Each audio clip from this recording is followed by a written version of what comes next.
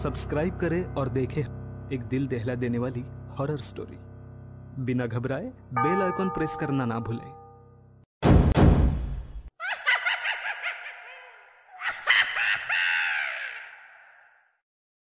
इस कहानी के लेखक है संजय कामले।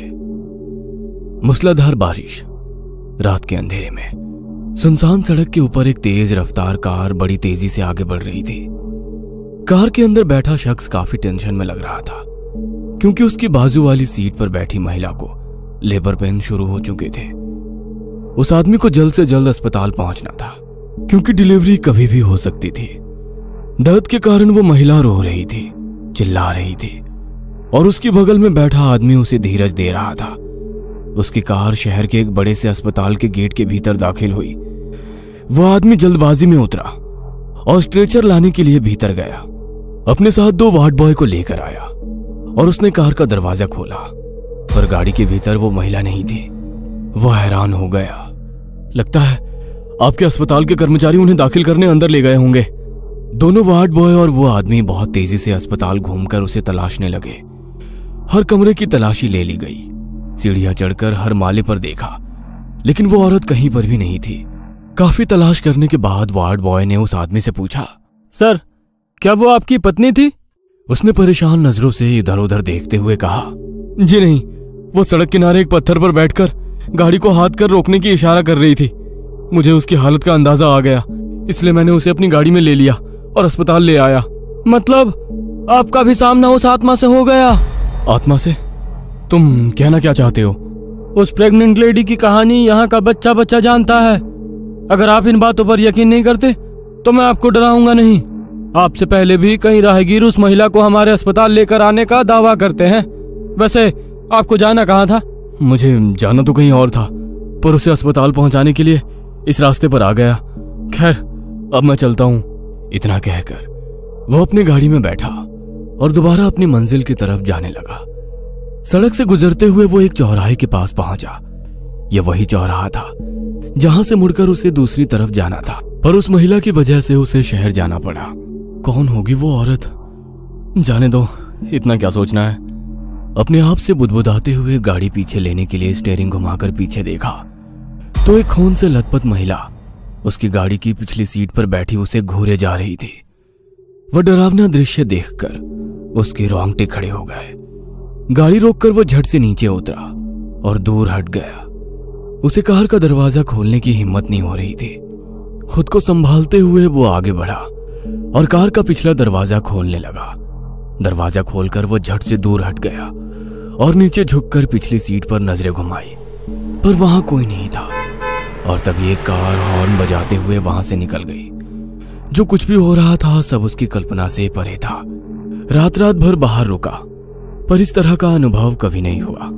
पर आज ये सब देखकर उसे डर लगने लगा था। बिना कुछ सोचे वो गाड़ी में बैठा और वहां से तेजी से निकल गया। अगले दिन वो ऑफिस में बैठा जरूर था, पर उसका ध्यान कहीं और था। सब अपने अपने काम में मशगूल थे, पर उसके दिमाग में कल रात की वो डरावनी घटना घर करके बैठी हुई थी। उसे इस तरह खामोश बैठा देखकर उसकी एक सहकर्मी राधिका, जो उसे पसंद करती थी, वो उसके पास कुर्सी पर आकर बैठ गई। हेलो, क्या सोच रहे हो? उसकी बात सुनकर वो झट से अपने ख्यालों से बाहर आया। अरे राधिका, तुम बोलो ना। सुबह से ना हाय हेलो किया, ना एक बार भी पीछे मुड़कर देखा, बस गुमसुम से बैठे हुए हो। कोई और मिल गई है क्या? तुम भी ना कुछ भी बोलती रहती हो। इतने खोए खोए लग रहे हो, मतलब जरूर किसी लड़की का चक्कर है। नहीं यार, बोलो ना, क्या बात है? कल घर में एक पूजा रखी है, सबको बता दिया है, तुम्हें भी आना होगा। और वैसे भी कल छुट्टी है, तो नो एक्सक्यूज। कहते हुए राधिका ने उसकी तरफ देखा तो वो अभी भी कुछ सोच रहा था। उसका ध्यान बिल्कुल भी राधिका की तरफ नहीं था। उसे इस तरह देख राधिका ने पूछा, क्या बात है, तुम कुछ ज्यादा ही परेशान लग रहे हो, कुछ हुआ है क्या? वह कुछ पल खामोश बैठा रहा और एकदम से राधिका की तरफ देखकर बोला, तुम भूत प्रेत भटकती आत्मा इन सब बातों पर यकीन करती हो? ये अचानक तुम्हें क्या हो गया? हमेशा मजाक मस्ती करने वाला इंसान एकदम से भूत प्रेतों की बात कैसे करने लगा? यार, मैं मजाक नहीं कर रहा हूँ, प्लीज बताओ, क्या तुम भूत प्रेतों पर यकीन करती हो, या तुमने किसी से उनके बारे में सुना है? सुना तो है, मगर मैं खुद यकीन नहीं करती। वैसे हुआ क्या है? तुम यकीन नहीं करोगी, कल रात मैंने किस तरह की शक्ति का सामना किया है। किस तरह की शक्ति का सामना किया? कुछ साफ साफ बोलोगे? उसकी बात सुनकर उसने आंखें बंद कर अपना सर दोनों हाथों से पकड़ा और टेबल पर सिर रखकर वैसे ही बैठा रहा। सब कुछ शांत लग रहा था, पर अगले ही पल उसके कानों में अजीब सी आवाज गूंज उठी। आवाज किसी छोटे बच्चे के हंसने की आवाज। उसने ऊपर देखा तो पूरा ऑफिस खाली पड़ा था। छत पर कई सारी ट्यूबलाइट्स में से कुछ बंद चालू हो रही थी। केवल एक पल में बदल चुका मंजर देखकर उसकी सांस अटक गई और दोबारा उसे किसी बच्चे के खिलखिलाने की आवाज सुनाई दी। उसने झट से मुड़कर आवाज की तरफ देखा। एक तरफ कुछ दूरी पर बाथरूम था, पर वहां की लाइट बंद होने के कारण कुछ साफ नजर नहीं आ रहा था। उसने गौर से देखा तो वहां कोई बाथरूम के अंदर से उसी को झांकता नजर आया। उसका दिल जोर जोर से धड़क रहा था, फिर भी हिम्मत जुटाकर वो बाथरूम की तरफ जाने लगा। बाथरूम के भीतर की लाइट चालू बंद हो रही थी, जिसकी वजह से कभी अंधेरा तो कभी उजाला हो जाता। वह बाथरूम के दरवाजे के पास पहुंच गया था। उसने आधे खुले दरवाजे से अंदर झांक कर देखा, पर कुछ भी नजर नहीं आ रहा था। तभी उसे अपने पीछे किसी के होने का एहसास हुआ, जैसे पीछे खड़ा कोई उसके काफी करीब पहुंच चुका था। डर के कारण उसकी गर्दन पर जमा पसीने के ऊपर पीछे खड़े शख्स की सांसों का एहसास हो रहा था। वो इतना डरा हुआ था कि उसे खुद अपने दिल की धड़कन साफ साफ सुनाई दे रही थी। गला पूरी तरह से सूख चुका था। पीछे से आ रहा वो डरावना एहसास उसकी बर्दाश्त के बाहर हो गया। उसने हिम्मत जुटाई और झट से पीछे मुड़कर देखा, पर पीछे तो कोई नहीं था। पूरा ऑफिस बिल्कुल खाली पड़ा था। उसकी जान में जान आ गई। गहरी सांस लेकर उसने सामने बाथरूम की तरफ देखा और पल भर में अंदर से एक काला साया उसके ऊपर झपटा। एकदम से वो होश में आ गया। राधिका अभी भी उसके सामने बैठी उससे पूछ रही थी, तुम बताओ कि नहीं तो हमें पता कैसे चलेगा कि तुम्हारे साथ क्या हुआ है? उसने टेबल पर से पानी की बोतल उठाई और 2 घूंट पीकर गहरी सांस ली। राधिका की तरफ देखकर बताने लगा, अरे कल रात हमारे ऑफिस की पार्टी थी ना, तो तुम लोग चले गए और मैं थोड़ी देर रुका रहा।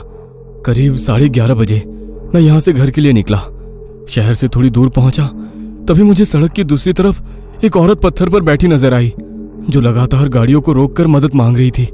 मैंने आगे जाकर यू टर्न लिया और उस औरत के पास जा पहुंचा तो पता चला कि वो 9 महीने की प्रेग्नेंट है और उसको लेबर पेन शुरू हो चुके हैं। मैंने बिना कुछ सोचे समझे उस औरत को अपनी गाड़ी में बिठाकर दोबारा शहर लौटा और अस्पताल में ले आया। पर जब हम अस्पताल पहुंचे तो पता चला कि वो औरत गाड़ी में नहीं थी। उसकी बात सुनकर राधिका ने मजाक में कहा, ओके, मतलब तुमने उस प्रेग्नेंट लेडी के भूत की मदद की है। भूत? हाँ भूत। तुम पहले शख्स नहीं हो, कई लोगों ने यह अनुभव किया है। वो औरत जिसे तुमने लिफ्ट दी थी, उस औरत को 2 बेटियां थी और तीसरी बार प्रेग्नेंट थी और उसके घर वालों को बेटा चाहिए था। और जब रिपोर्ट में उन्हें पता चला कि इस बार भी उन्हें बेटी होने वाली है तो उनका गुस्सा 7वें आसमान पर पहुंच गया। उन्हें अपनी जायदाद के लिए वारिस चाहिए था। उसे अपने रास्ते से हटाने की हर मुमकिन कोशिश वो करने लगे, पर लोगों का शक न जाए इसीलिए सोच समझ कर काम कर रहे थे। रात होते होते उस औरत को लेबर पेन शुरू हो गया, पर जानबूझकर घर वालों ने उसे अस्पताल नहीं पहुंचाया। वो रोती रही, अस्पताल ले जाने के लिए हाथ जोड़ रही थी और रात करीब 2 बजे वे उसे अस्पताल के लिए ले जाने लगे। रात का समय होने के कारण सड़क बिल्कुल खाली थी। सुनसान इलाका और सड़क के दोनों तरफ झाड़ियां देखकर उसके पति ने उसकी तरफ का दरवाजा खोला और चलती गाड़ी से उसे धक्का देकर फेंक दिया। कैसे वहशी लोग होंगे यार, फिर क्या हुआ? अगले दिन किसी राहगीर को वो औरत सड़क के किनारे गड्ढे में पड़ी नजर आई। पास में उसकी बेटी भी थी, दोनों मर चुकी थी। और उसकी 2 बाकी बेटियां? उन्हें कौन पालने वाला? एक दिन उनका बाप एक बड़े घर की चौखट पर उन दोनों को बिठाया, जो अनाथ आश्रम था, और चॉकलेट लाने गया और कभी वापस नहीं आया। ऑफिस खत्म हो गया था। एक एक करके सारे सहकर्मी ऑफिस से जाने लगे। राधिका की बताई हकीकत सुनकर उसे भी काफी बुरा लगने लगा था। उसकी आंखें नम हो गई थी।